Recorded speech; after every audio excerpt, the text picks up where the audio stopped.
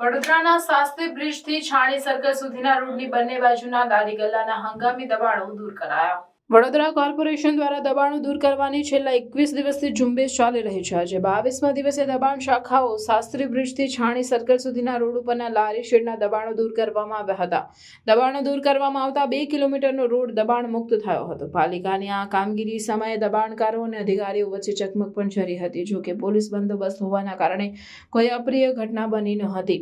Vadodara corporation દ્વારા શુક્રવારે તરસાલી વિસ્તારમાં દબાણો દૂર કર્યા બાદ આજે વોર્ડ નંબર 1-2 માં આવતા શાસ્ત્રી બ્રિજ થી છાણી સર્કલ સુધીના રોડની બંને બાજુના લારી ગલ્લાના હંગામી દબાણો, રોડ ઉપર બનાવવામાં આવેલા કાચા પાકા શેડ, પાકા ઓટલા સહિતના હંગામી દબાણો પર બુલડોઝર ફેરવી દીધું હતું।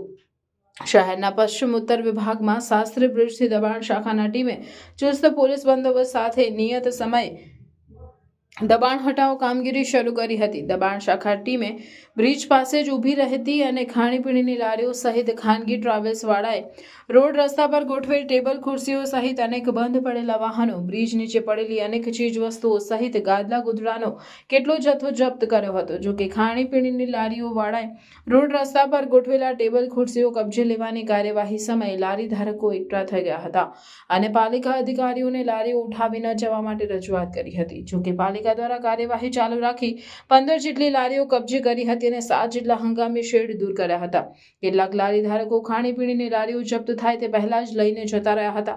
ઠેક ઠેકાણે દબાણ કરનારાઓ અને પાલિકા ટીમ વચ્ચે ચકમક જરી હતી, પરંતુ બંદોબસ્તમાં રહેલી પોલીસે મામલો થાળે પાડી દીધો હતો।